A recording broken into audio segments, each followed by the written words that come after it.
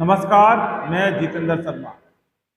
राजस्थान विधानसभा चुनाव में भारतीय जनता पार्टी की पहली सूची आने के बाद जिस तरह से बगावत का माहौल चल रहा है और जो सारी तस्वीरें आपको सामने देखने को मिल रही हैं, उससे एक बार फिर अब ये अंदाज लगाया जा सकता है कि वाकई इस पर्दे के पीछे की कहानी क्या है। ये क्यों ये बगावत हुई, वसुंधरा राजे सिंधिया का पत्ता क्यों कटा, उनको टिकट क्यों नहीं दिया, जो कि राजस्थान की आन बान शान कहे जाने वाली महारानी के रूप में पहचानने और जानने वाली वसुंधरा राजे सिंधिया। दरअसल आज हम राजस्थान इलेक्शन के इस पूरे विश्लेषण पर, इससे खेल के अंदर के जो कुछ पन्ने हैं उनको आज हम आपके सामने खोल कर रखेंगे और तस्वीर सामने रखेंगे कि वाकई आखिर ऐसा क्यों हुआ। तो दरअसल आज मैं आपको बता देता हूं कि पहले जब भी चुनाव होते थे तो एक शब्द आरएसएस यानी कि संघ ही तय करती थी, आरएसएस ही तय करती थी कि किसको कहां से टिकट मिलेगा। और संघ के बिना बीजेपी का पत्ता भी नहीं हिलता था, ये मैं आपको क्लियर कर देता हूं और आपको ही पता है। लेकिन अब जो जिस तरह से ये लिस्ट जारी हुई है, ये वाकई विधानसभा चुनाव को देखते हुए जारी नहीं हुई है।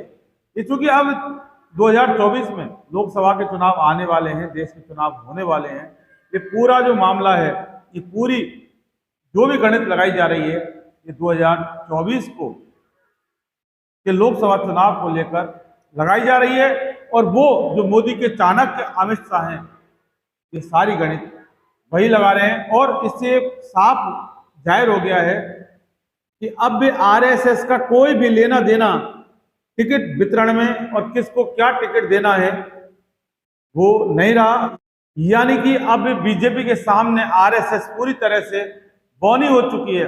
अब हम बात करते हैं कुल मिलाकर राजस्थान की, अगर बात की जाए तो 26 सीट एक ऐसी हैं जो वसुंधरा और वसुंधरा के जो लोग हैं उनको लेकर जो आकलन लगाया जा रहा है, वो टोटल 26 सीट होती हैं, जो कि कहा जा रहा है कि अब वो बागी हो या नहीं हो, लेकिन बीजेपी को किसी भी हालत में जीतने नहीं देना है।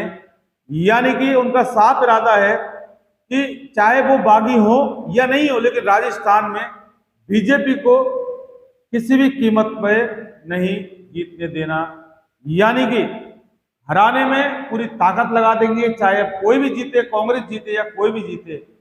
और उसमें सबसे ज्यादा अगर कोई महत्वपूर्ण योगदान होगा तो वो फिर आरएसएस का होगा। ऐसा कि आज तक की जो ये हम पन्ने खोल रहे हैं, चुनाव के पन्ने, उसमें सामने को देखने को मिल रहा है।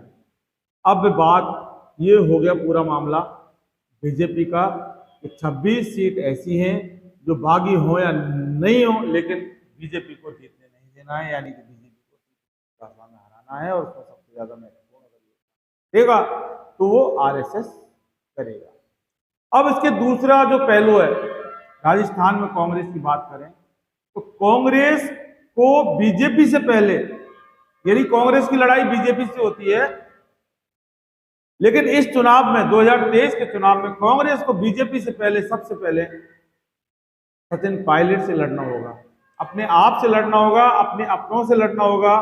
और वो जब उम्मीदवारों की जब सूची आएगी सामने, तब ये क्लियर होगा कि कौन सचिन पायलट और अशोक गहलोत किस किस उम्मीदवार को अपने अपने पल्ले में उतारने में और अपने अपने सांचे में उतारने में सक्षम होते हैं। ये सब क्लियर होगा उम्मीदवारों की सूची आने के बाद। लेकिन यहां सबसे पहले जो कांग्रेस के लिए एक बहुत बड़ी अगर बात होगी तो ये है कि कांग्रेस को अपने अपनों से लड़ना होगा, सचिन पायलट से लड़ना होगा। कहते हैं ना कि लगेगी आग तो आएंगे कई घर जत में, या मेरा ही मकान थोड़े ही है।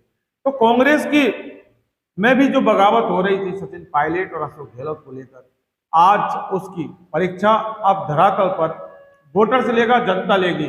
और देखने वाली बात यही होगी कि अशोक गहलोत और सचिन पायलट के अंदर जो काफी सालों से ये जो विवाद चल रहा था, अब विवाद के परीक्षा की घड़ी भी अब आ गई है। और वो जब उम्मीदवारों की सूची आएगी तब तय होगा, वोटर्स तय करेंगे वाकई हमें किसको रखना है। अब चूंकि कांग्रेस की लड़ाई बीजेपी से, लेकिन बीजेपी से पहले कांग्रेस की लड़ाई खुद अपने आप कांग्रेस से। और इसमें 40% जो वोट ऐसे होते हैं हवा के साथ चलते हैं, यानी कि उनका कोई फिक्सेशन नहीं होता, जिधर हवा चलती है उधर वो अपना वोट डालते हैं, वापस लौटते हैं बीजेपी के पास। अब भी जो लिस्ट जारी हुई है, वसुंधरा को साइडलाइन करके, वसुंधरा राजे सिंधिया को दरकिनार करके एक निशाने वाले राज्यवर्धन सिंह राठौड़ को जिस तरह से एक चेहरा बनाया गया है, हालांकि वो चेहरा भी गोपनीय है, चेहरे को सामने लाया नहीं गया है, क्योंकि अगर चेहरा सामने आ जाएगा तो फिर वसुंधरा राजे चुप नहीं बैठेंगी और वसुंधरा राजे सिंधिया इस तरह से खुलेआम बगावत छेड़ सकती हैं। लेकिन फिर भी अनुमानतः राज्यवर्धन सिंह राठौड़ को ये चेहरा सामने लेके आ रहे हैं मुख्यमंत्री उम्मीदवार का।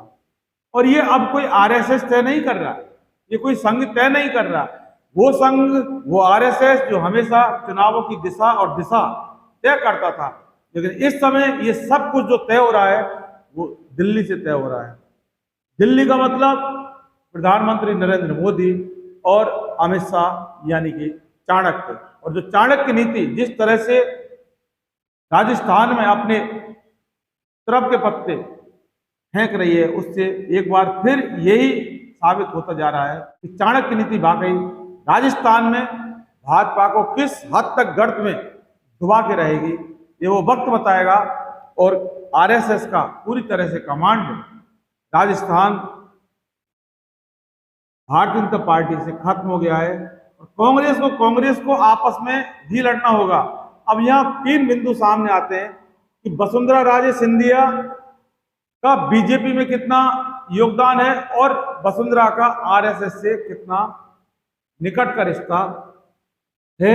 ये सारे पहलू अब भी देखे जा रहे हैं और सबसे बड़ा सवाल यह है कि ये चीज सामने जब आ चुकी कि राजस्थान में भारतीय जनता पार्टी की स्थिति कांग्रेस के सामने इतनी कमजोर है कि विधायक के चुनाव में, यानी विधायकी के लिए भी सांसदों को उतारना पड़ रहा है, तो आप अंदाजा लगा सकते हैं कि राजस्थान में भाजपा की स्थिति क्या है। एक विधायकी के चुनाव के लिए अगर भारतीय जनता पार्टी को सांसदों को उतारना पड़ रहा है, इससे बड़ा भारतीय जनता पार्टी का दुर्भाग्य कुछ हो भी नहीं सकता। और ये वाकई जो देश में जो जितनी तमाम परिस्थिति चल रही हैं और बीजेपी ने जिस तरह से अपना एक प्रोपेगेंडा फैलाया, एक अपनी तानाशाही, हिटलरशाही, यानी कि प्रधानमंत्री मोदी ने जिस तरह से देश में जो माहौल बना के रखा, आज उसी का खामियाजा है कि राजस्थान में भाजपा दर दर की ठोकरें खाने को मजबूर है। और राजस्थान की आन बान शान कही जाने वाली वसुंधरा राजे सिंधिया, जो कि महारानी है राजस्थान की, उनको टिकट नहीं दिया और उनका पत्ता पूरी तरह से साफ कर दिया।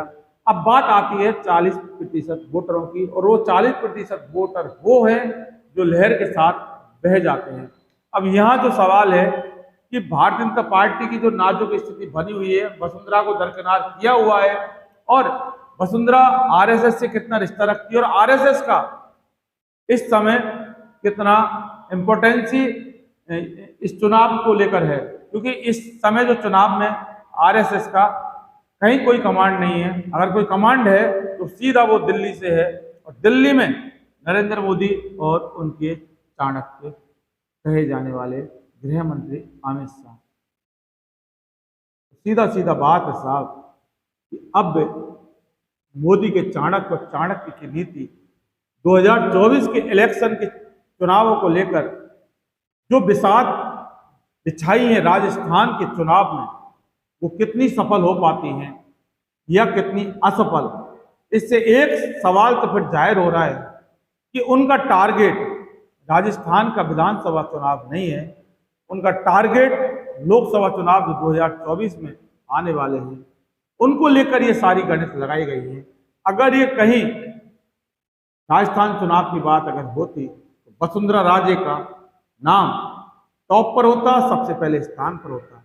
लेकिन अब एक बात जनता को देखना पड़ेगा कि अगर ये गेम खेला जा रहा है तो 2024 के लोकसभा चुनावों को लेकर खेला जा रहा है, ना कि राजस्थान के चुनावों को लेकर। और राजस्थान के विधानसभा चुनाव में जिस तरह से वसुंधरा राजे को साइड लाइन किया है, दरकिनार किया है, और निशानेबाज राज्यवर्धन सिंह राठौड़ को अगर ये लेकर आए हैं तो फिर कहीं ना कहीं की बहुत बड़ा झोल है। और सवाल यही है कि आखिर वसुंधरा राजे सिंधिया में वो क्या कमी थी जिससे कि उनका पत्ता काटा गया, और राज्यवर्धन सिंह राठौड़ के अंदर ऐसी क्या खूबी है जो कि उनको फ्रंट लाइन में सामने लाया गया। और अगर इसका कोई खामियाजा भुगतेगी तो क्या बीजेपी भुगतेगी, और बीजेपी अगर भुगतेगी तो फिर उसका जिम्मेदार कौन होगा? प्रधानमंत्री नरेंद्र मोदी, या फिर चाणक्य अमित शाह, या फिर दोनों? दोस्तों, आपने हमारा इन्वेस्टिगेशन मीडिया चैनल सब्सक्राइब नहीं किया तो फौरन कर लीजिए, नीचे बेल आइकन में से घंटी को जरूर दबाइए, जिससे कि हमारे आगे आने वाले सारे वीडियो के नोटिफिकेशन आपको तुरंत। फिलहाल के लिए इतना ही। नमस्कार।